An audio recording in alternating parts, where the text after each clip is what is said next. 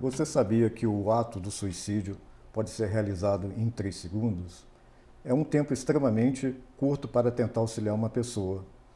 Hoje vamos falar sobre a prevenção ao suicídio, pois sim, existem formas e caminhos para ser evitado. Para isso, aproveitamos o Setembro Amarelo, convidamos a psicóloga e coordenadora do Núcleo de Estudante, Meire Vieira. Seja muito bem-vinda. Obrigado, Carlos. Agradeço a oportunidade de estar aqui falando com vocês. É sempre importante a gente pensar nas ações do Setembro Amarelo, né? É importante falar que a prevenção do suicídio a gente faz o ano inteiro, mas o Setembro Amarelo ele traz um marco, né? Para que a gente possa ter esses espaços de conversarmos sobre o suicídio. Eu sou Carlos Santiago, esse é o seu informativo semanal.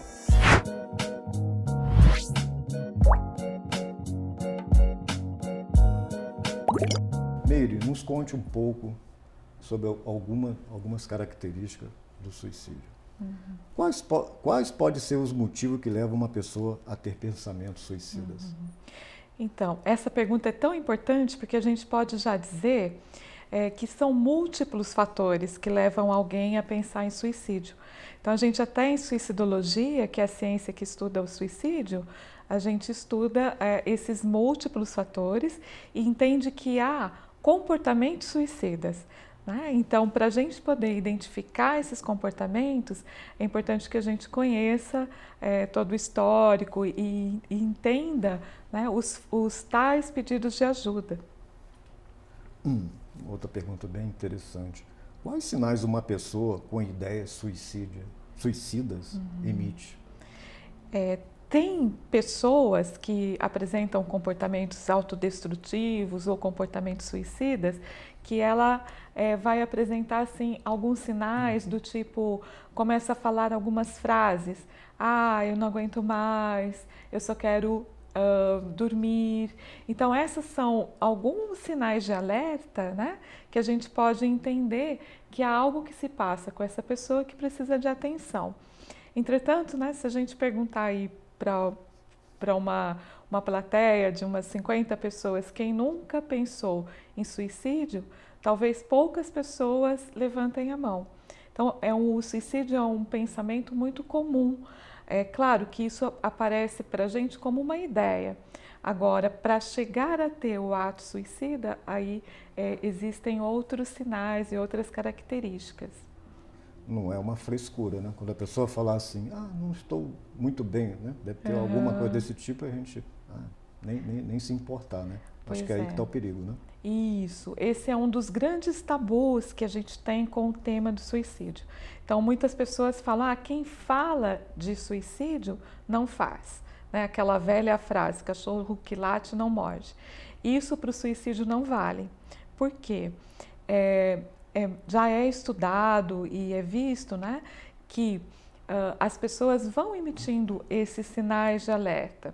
Só que a banalização do sofrimento humano é um grave fator, né, que pode levar a gente a não valorizar esses sinais.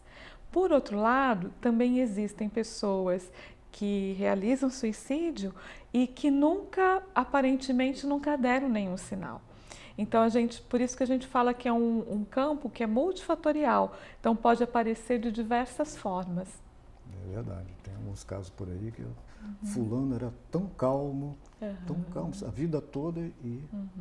É muito comum e às vezes para o familiar que fica, né, às vezes se sente muito culpado por não ter visto, por não ter notado que aquela pessoa precisava de ajuda. Então, esses sinais que aparecem muitas vezes de forma velada, de uma forma de que a pessoa não está aguentando mais. Então, o suicídio está muito ligado ao sofrimento psíquico, um sofrimento que a pessoa não está dando conta. Então, ela entra num desespero, numa desesperança, e isso ela vai chegando num ponto de não ver mais saída. Então, esse é um dos principais pontos importantes de atenção. Né? Mais uma pergunta, professora. Se alguém próximo apresenta esses sinais, como ele pode ajudar? Acho que a primeira ação é até essa que você falou, né, Carlos? É prestar atenção no que a pessoa está dizendo, não banalizar o sofrimento humano. Então, valorizar os pedidos de ajuda, valorizar os momentos e poder escutar. Escutar, conversar, né? E dar atenção à pessoa que está em sofrimento, isso já ajuda. E uma coisa que eu queria deixar assim, frisar para todos, é a importância da gente não agir sozinho. Então, o suicídio, ele é uma coisa extremamente grave e às vezes a gente precisa buscar apoio, né? Precisa muitas vezes conversar com pessoas que entendam, que saibam fazer o manejo das crises suicidas, tá? Então, buscar conversar com alguém, compartilhar, né? Não tentar resolver os problemas sozinhos. Esse assunto vai longe. Como devemos agir a uma mensagem suicida? Às vezes é uma mensagem no computador, está conversando com outra pessoa, às vezes até um bilhetinho, até nessas palavras, né? Ah, quero sumir do mundo. Valorizar, né? Valorizar a mensagem, entrar em contato com a pessoa. A gente até tem nos sistemas de buscas, né, na internet, sempre que se coloca a palavra suicídio, a primeira informação que vem são os locais de ajuda. Isso já é um avanço, né?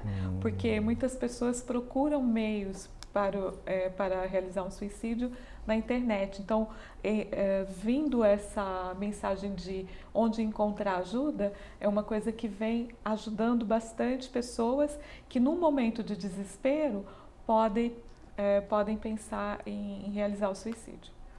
Interessante. E como a gente pode, não digo obrigar a pessoa, mas como pode, porque às vezes a pessoa está necessitando realmente de um internamento, mas há uma resistência, não tem como obrigar, e como buscar esse tipo de tratamento para a pessoa? Como buscar ajuda, né? Então... Porque obrigar não pode, né, professor? Obrigar? Olha só, a gente tem hoje, né, com todo o processo da reforma psiquiátrica, existem algumas condições em que a internação é compulsória. O risco à vida, né? Então, um alto risco de suicídio, ele é um dos fatores que indicam uma internação compulsória.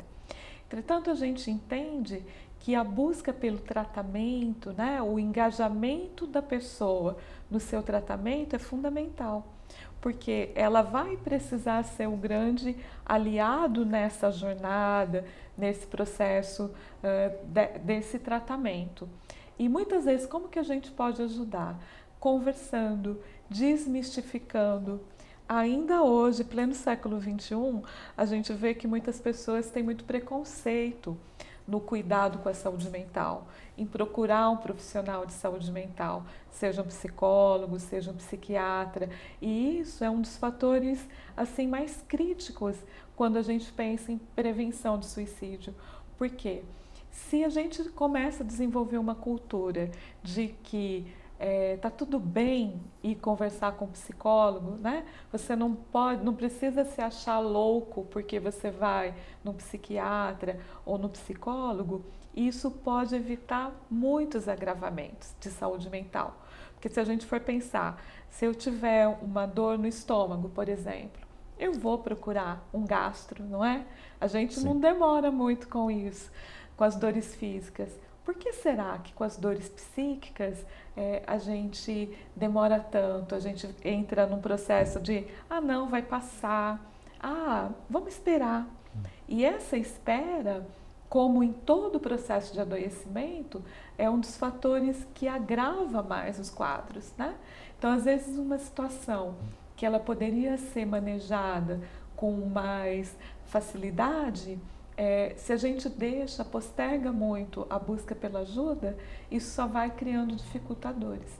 Então, para ajudar com que as pessoas busquem ajuda, o melhor é a gente poder conscientizar, né? Então, até esse espaço de poder falar sobre a prevenção do suicídio é tão importante, porque a gente, na verdade, está incentivando o cuidado com uma coisa muito especial que a gente tem, que é o nosso psiquismo, né? Acho que é uma coisa que vale muito e a gente não dá o devido cuidado, a devida atenção.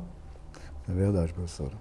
E a senhora até falou um pouquinho agora anterior, mas o suicídio ainda é um tabu, um tema tabu ainda?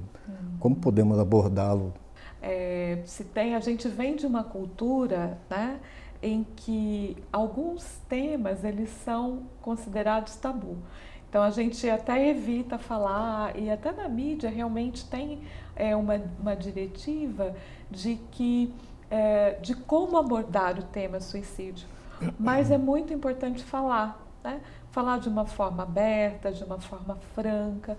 Por quê? Para que as pessoas que porventura possam se identificar com essa problemática, busquem ajuda, né?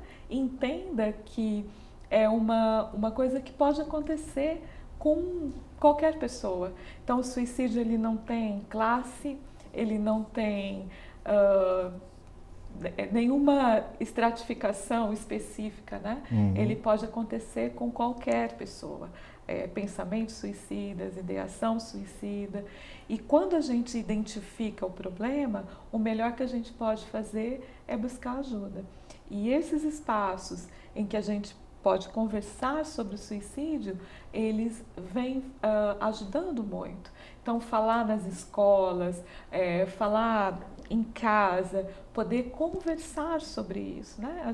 Eu acho que com a correria do dia a dia, acho que a gente tem dado pouco valor para esse espaço de diálogo, de conversa. Como posso saber se eu sou e quem precisa de ajuda? Se eu sou potencial suicida. Tem como a gente se avaliar? Sim. Acho que a autoavaliação é uma das coisas assim mais importantes que a gente tem e que pode ser aprendida, né? Eu acho que começa com a gente prestar atenção na gente, prestar atenção nos nossos comportamentos. Às vezes a gente começa a ficar sem vontade, ficar sem propósito na vida. A gente começa a não dar tanta importância para nós mesmos, né? Então, muitas vezes, aí já começam alguns comportamentos autodestrutivos.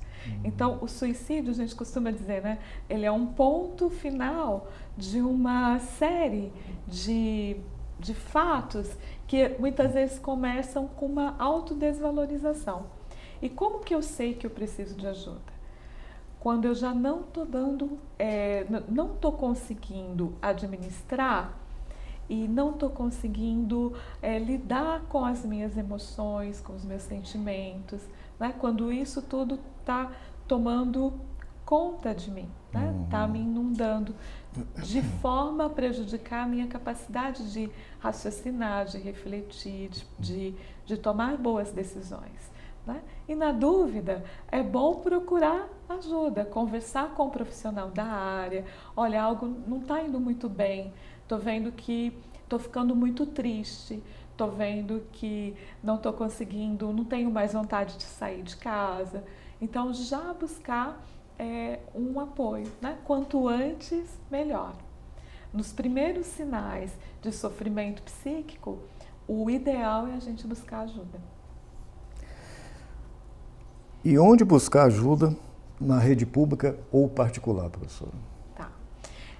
A gente tem, né, na rede pública, o suicídio ele é considerado, o pensamento suicida, as ideações, são considerados prioridade, né? Então, sempre que alguém buscar, por exemplo, um CAPS, um posto de saúde, com essa problemática, vai ter um atendimento prioritário, né? Então, todos os sistemas de portas abertas que a gente chama no sistema público de saúde, como por exemplo, um posto de saúde ou um CAPS, está, vamos dizer assim, preparado para receber essa demanda e fazer os encaminhamentos, né? Agora, a gente tem um serviço que ele é nacional, um serviço de apoio emocional, né? Que é muito importante a gente dizer que é o CVV, que é o Centro de Valorização da Vida. Essa é uma entidade que funciona no Brasil há mais de 50 anos e que já tem assim o seu reconhecimento enquanto uma instituição de utilidade pública pelo bom serviço prestado à população. E qualquer pessoa pode acessar o CVV, né, do local que estiver, pelo número 188. A ligação é gratuita e a pessoa vai encontrar do outro lado da linha voluntários que são treinados, qualificados para esse apoio emocional. Né? Então, o CVV é um grande aliado na prevenção ao suicídio já há décadas, né, no Brasil. Então, esse é um excelente serviço. E falando para a comunidade aqui da Uniamérica, né, para a nossa comunidade aqui da Uniamérica, a gente tem o NAI, que é um Núcleo de Apoio ao Estudante, que também está preparado, né, para acolher e para fazer a escuta, o acompanhamento e, se necessário, o encaminhamento de pessoas que tenham sofrimentos psíquicos ou mesmo ideação suicida. Inclusive, sobre o CVV, ele é 24 horas por dia e todos os dias, 7 dias da semana. Perfeito. É ininterrupto. Perfeito. Eu já ouvi nas capitais geralmente era muito divulgado. E quando existia o catálogo telefônico, vinha o CVV assim na primeira página, na segunda, bem destaque. Entendeu? CVV, Centro de Valorização da Vida, tinha uma mídia impressa. Né? Hoje, sem isso, então, acho que talvez até poucas pessoas desconheçam. Assim. Isso, a gente tem em Foz um núcleo de CVV, né? E agora, como ele agora ficou nacional, então não necessariamente se alguém de Foz ligar, vai conversar com outra pessoa de Foz, né? Então isso deixou muito mais ágil todo o atendimento. Bacana. Professora, como passar pelo luto de perder alguém pelo suicídio? Muito boa pergunta. Essa é um dos lutos mais complicados e difíceis, né? Porque é muito comum a pessoa se sentir culpada, né? Porque ou não viu, não percebeu, não se deu conta que aquele familiar ou mesmo o amigo estava precisando de ajuda. Então, existe todo um trabalho que a gente chama em pós-venção, né? Que é a intervenção com as pessoas, com os sobreviventes após um suicídio. Né? Existem grupos especializados de ajuda a isso e é fundamental que esse familiar possa encontrar esse apoio. É até interessante, né? Eu estudo suicídio já há bastante tempo e dos motivadores, uma coisa que me levou a querer estudar esse tema foi justamente a morte de uma amiga, né? Enquanto eu era estudante. E eu entendo que isso mexeu tanto comigo que definiu até a minha escolha profissional pela psicologia, por trabalhar com essa temática. Porque a gente fica numa situação de muita impotência, né? Como que eu não vi? Como que eu não percebi que aquela pessoa estava em sofrimento e não pude acolher? Então imagina para o familiar, né? Por isso que é muito importante que o familiar entenda que o suicídio ele não tem uma causa específica, né? Ele é um conjunto de situações e às vezes a gente fala assim, a pessoa se suicidou porque terminou o relacionamento. Não, esse pode ser um fator que desencadeou, mas é a gota d'água, né? Então, antes desse fato, existiram já uma série de comportamentos, estilos de enfrentamento que foram levando, né, a pessoa a essa ação. Não precisa ser uma gotinha de nada, né?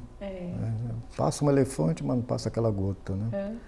Bom, professora, agradecemos por ter participado desse informativo e trazer informações importantes. Certeza vão ser muita ajuda mesmo para muitas pessoas. Eu que agradeço a oportunidade e ficamos à disposição. Lembre-se que a sua vida é importante, sua vida é valiosa. Cuidar da saúde mental é tão algo precioso. Se você sente que precisa de ajuda, não duvide em pedi-la. Se você tem alguém próximo e precisa de ajuda, seja rápido em socorrer. Por hoje é só. Até a próxima.